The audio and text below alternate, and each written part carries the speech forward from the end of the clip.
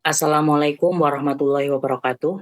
Kami dari kelompok 3 kelas TIC akan mempresentasikan analisis kasus kewarganegaraan di Indonesia. Sebelumnya, kenalkan saya Budi Prasetyo dengan NIM 2425201114. Saya Miftahul Huda Saputra dengan NIM 2425201110. Saya Roman Dwi Cahyo dengan NIM 2425201108. Kasus yang pertama adalah polemik kewarganegaraan Archandra Tahar. Kasus ini menjadi perhatian publik pada tahun 2016 karena setelah beliau dilantik menjadi Menteri ESDM, diketahui bahwa beliau juga memiliki kewarganegaraan Amerika Serikat. Hal tersebut menimbulkan polemik karena Indonesia menganut prinsip kewarganegaraan tunggal. Profil singkat Archandra Tahar. Beliau lahir di Padang, Sumatera Barat pada tanggal 10 Oktober 1970. Beliau merupakan seorang insinyur dan ahli di bidang energi serta perminyakan. Beliau menempuh pendidikan S1 di ITB dan melanjutkan pendidikan S2 dan S3 di Texas A&M University Ocean di Amerika Serikat. Kemudian setelah lulus, beliau berkarir di Amerika Serikat dalam bidang minyak dan gas. Kronologi kasusnya yaitu dimulai pada tanggal 27 Juli 2016 ketika Presiden Joko Widodo melantik Archandra Tahar sebagai Menteri ESDM.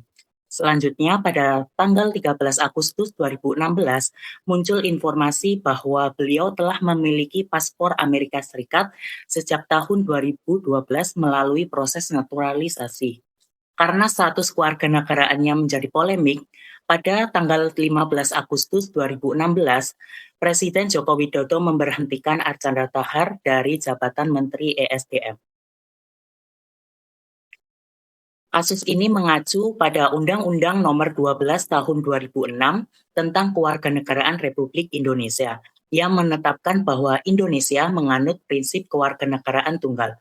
Artinya, seseorang yang secara sukarela memperoleh kewarganegaraan asing dapat kehilangan status sebagai warga negara Indonesia.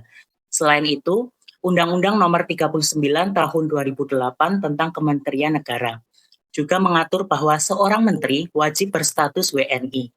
Oleh karena itu, ketika diketahui Archandra memiliki kewarganegaraan Amerika Serikat, statusnya sebagai Menteri ESDM menjadi dipertanyakan.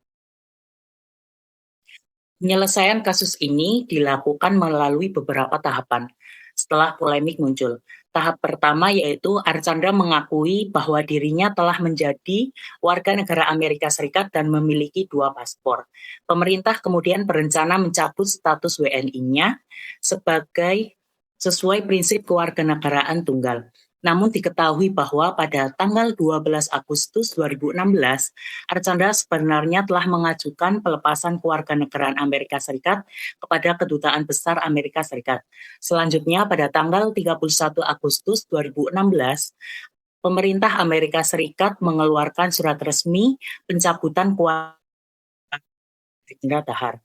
Setelah itu, Archandra sempat berada dalam kondisi stateless, yaitu tidak memiliki kewarganegaraan. Untuk mencegah kondisi tersebut, pemerintah Indonesia melalui Kementerian Hukum dan HAM memulihkan kembali status WNI Archandra Tahar berdasarkan Undang-Undang Nomor 12 Tahun 2006, khususnya pasal 23 tentang kehilangan kewarganegaraan. Terakhir pada tanggal 14 Oktober 2016, setelah statusnya kembali menjadi WNI, Archandra kembali dipercaya menjabat sebagai Wakil Menteri ESDM. Berikut cuplikan berita mengenai polemik kewarganegaraan Archandra Tahar. Menteri Hukum dan HAM Yasona Lauli angkat bicara mengenai status kewarganegaraan Archandra Tahar. Status kewarganegaraan Archandra Tahar kini masih dikaji Dirjen Administrasi Hukum Umum. Menkumham Yasona Lauli mengatakan seorang warga negara dalam tata hukum Indonesia tidak boleh stateless atau tidak memiliki kewarganegaraan. Dalam kasus Archandra Tahar, Yasona mengatakan Archandra bisa diberikan kembali kewarganegara Indonesia karena pemerintah Indonesia belum resmi mencabut kewarganegaraannya. Menkumham juga tidak dapat mencabut kewarganegaraan Archandra sebagai warga Indonesia dan membuat Archandra tidak mempunyai kewarganegaraan karena bertentangan dengan hukum dan dapat dipidana. Maka dari itu, Menkumham tengah mengkonsultasikan pada semua pihak, termasuk berkonsultasi pada Komisi Hukum DPR untuk memutuskan nasib kewarganegaraan Archandra.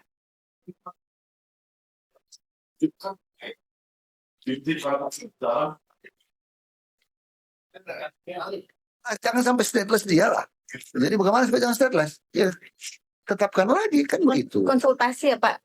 Kalau di Raker itu sebelumnya saya sudah konsultasi. Oke. Ya, konsultasi lah. Pertemuan informal dalam bentuk konsultasi. Oke. Karena ini sudah menjadi topik Publik. itu. Apa yang harus dilakukan Pak Archandra? Ya memang ini secara material dia itu sudah semacam stateless. Tapi kan belum kita keluarkan keputusan pernyataan kehilangan kewarganegaraannya. Ya. Antara hukum material dengan formilnya kan berbeda. Formilnya itu prosedur untuk sampai kepada itu. Ya, itu. Jadi untuk menjaga itu kami akan mengambil sikap. Pemerintah harus mengambil sikap soal itu. Ya.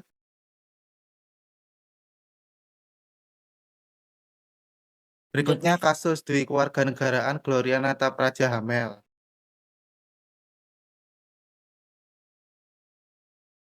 Gloria, wanita kelahiran 1 Januari tahun 2000 ini terpilih sebagai anggota Paskibra Nasional 2016 mewakili Provinsi Jawa Barat setelah melalui seleksi ketat. Namun pada 15 Agustus 2016, ia dicoret dari daftar pengukuhan karena diketahui memiliki paspor Prancis. Kondisi Gloria sendiri yaitu memiliki ayah warga negara Prancis dan ibu warga negara Indonesia.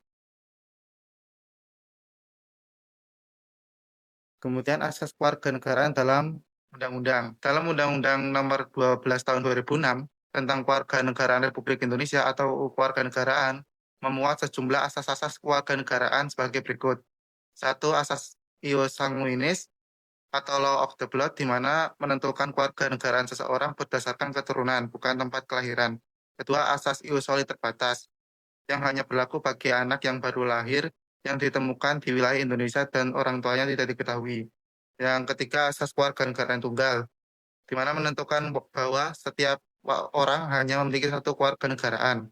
Dan yang keempat, asas kewarganegaraan ganda terbatas, diberikan pada anak hasil perkawinan campuran hingga usia tertentu, usia 18 sampai 21 tahun. Dalam kasus Gloria sendiri, karena Indonesia dan Prancis sama-sama menganut asas sanguinis, maka Gloria memiliki kewarganegaraan ganda.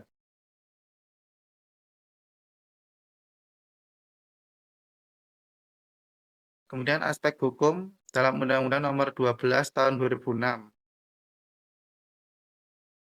Pada pendaftaran sesuai belum 2006 dan belum berusia 18 tahun atau belum kawin harus didaftarkan kewarganegaraan gandanya paling lambat 4 tahun setelah undang-undang disahkan atau diundangkan. Gloria terlambat didaftarkan oleh orang tuanya. Kemudian yang kedua, kepemilikan paspor. Secara hukum, memiliki paspor asing dianggap sebagai bukti pengakuan kewarganegaraan lain yang menggugurkan status WNI secara otomatis. Kemudian status administratif, di mana Gloria dianggap murni warga negara asing atau WNA pada saat proses pengukuhan di Istana Merdeka.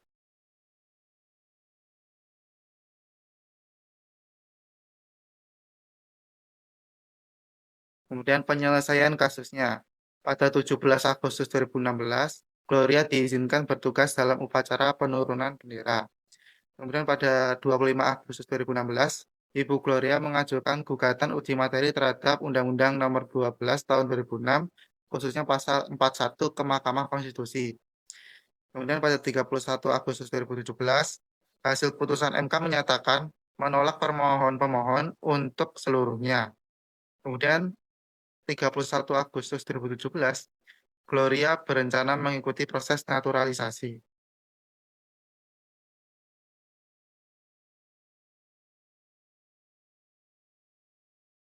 Untuk kasus yang selanjutnya, yaitu dari kasus Muhammad Rio Satbrimob Polda Aceh.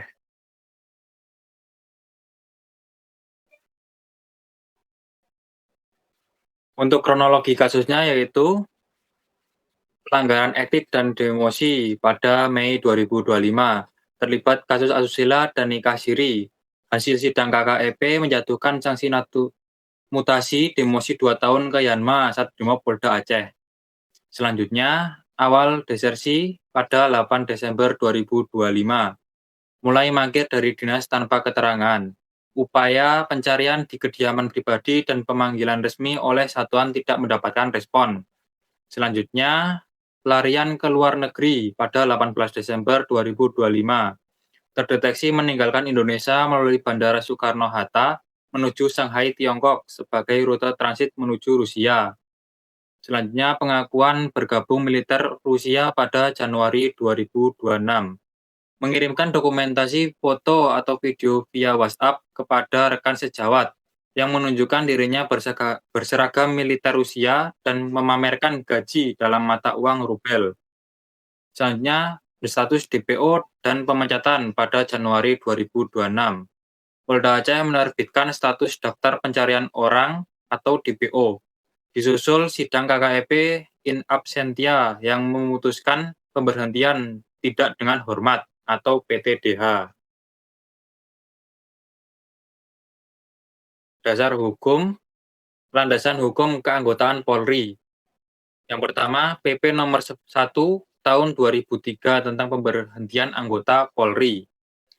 Pasal 14 ayat 1 huruf A menyebutkan bahwa anggota Polri dapat diberhentikan tidak dengan hormat jika meninggalkan tugasnya secara tidak sah dalam waktu lebih dari 30 hari kerja secara berturut-turut. Yang kedua, Perpol nomor 7 tahun 2022 tentang kode etik profesi dan Komisi Kode Etik Polri digunakan sebagai dasar pelaksanaan sidang KKEP in absentia untuk menjatuhkan sanksi PTDH atau pemberhentian tidak dengan hormat. Selanjutnya, landasan hukum kewarganegaraan.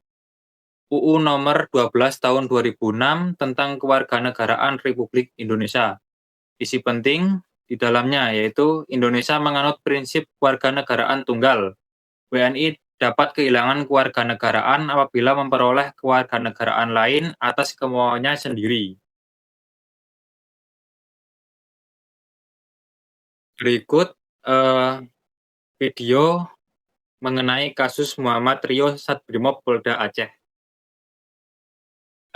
Pemirsa, Menteri Hukum Supratman Andi Aktas menegaskan status Indonesia mantan anggota Brimob Polda Aceh yang bergabung dengan tentara bayaran Rusia dinyatakan hilang.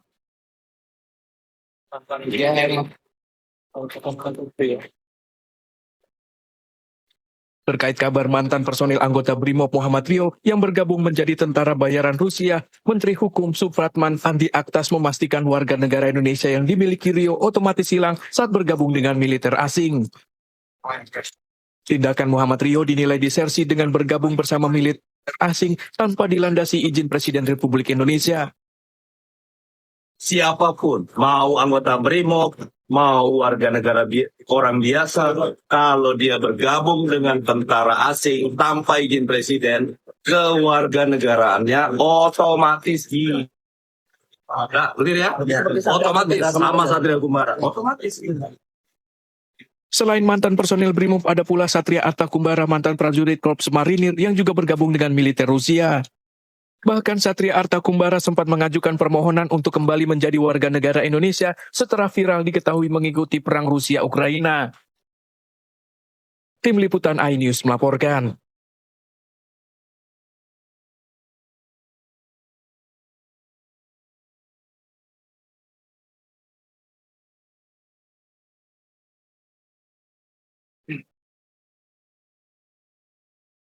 Hari ketika kasus tersebut dapat disimpulkan bahwa setiap negara memiliki aturan kewarganegaraan yang berbeda. Kewarganegaraan bukan sekedar identitas, tetapi juga status hukum yang menentukan hak, kewajiban, dan hubungan seseorang dengan negaranya. Oleh karena itu, pemahaman terhadap aturan kewarganegaraan sangat penting untuk menghindari masalah hukum maupun status kewarganegaraan di kemudian hari. Demikian presentasi dari kelompok kami. Terima kasih atas perhatiannya. Wassalamualaikum warahmatullahi wabarakatuh.